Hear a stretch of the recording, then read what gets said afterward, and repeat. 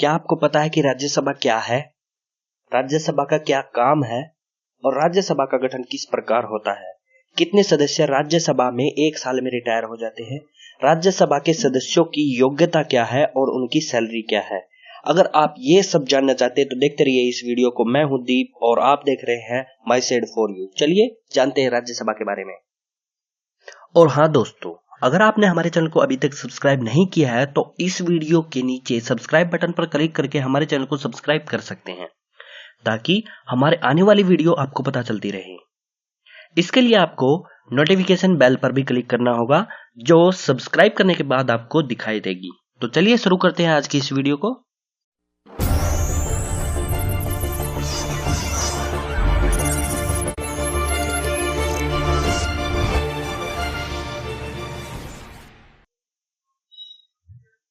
राज्यसभा, जैसा कि नाम से ही पता चल रहा है, यह राज्यों की सभा होती है। इस सभा में हर राज्यों से आए प्रतिनिधि होते हैं जो राज्यसभा के सदस्य कहलाते हैं।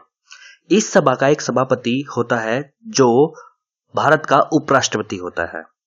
राज्यसभा के सदस्य एक उपसभापति को भी नियुक्त करते हैं जो सभापति की अनुपस्थिति में कार्य के भार को संभालते हैं। अभी वर्तमान में राज्यसभा के चेयरमैन श्री हामिद अंसारी जी हैं जो भारत के उपराष्ट्रपति हैं और डिप्टी चेयरमैन प्रोफेसर पीजे कुरियन हैं जो केरल से इलेक्टेड हैं और इंडियन नेशनल कांग्रेस के मेंबर हैं।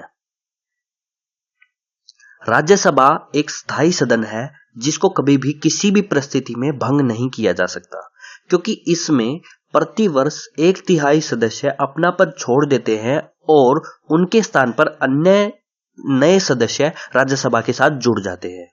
राज्यसभा में मैक्सिमम 250 मेंबर होते हैं, जिनमें से मैक्सिमम 238 मेंबर राज्यों और केंद्र शासित प्रदेशों से लिए जाते हैं और 12 मेंबर प्रेसिडेंट के द्वारा मनोनीत किए जाते हैं। ये 12 सदस्य जो कि राष्ट्रपति के द्वारा चुने जाते हैं, साहित्य, विज्ञान, कला और सामाजिक क्षेत्रों से रिलेटेड होते हैं। चलिए आगे देखते हैं राज्यसभा के सदस्यों की योग्यता। राज्यसभा के मेंबर होने के लिए सबसे पहले उस व्यक्ति का भारत का नागरिक होना बहुत जरूरी है और उस व्यक्ति की मिनिमम एज 30 ईयर होनी जरूरी है। वो व्यक्ति ना तो पागल होना चाहिए ना ही बैंकक्रप्ट होना चाहिए और वो व्यक्ति सदन की किसी भी विधि के द्वारा अयोग्य ठहराया गया नहीं होना चाहिए।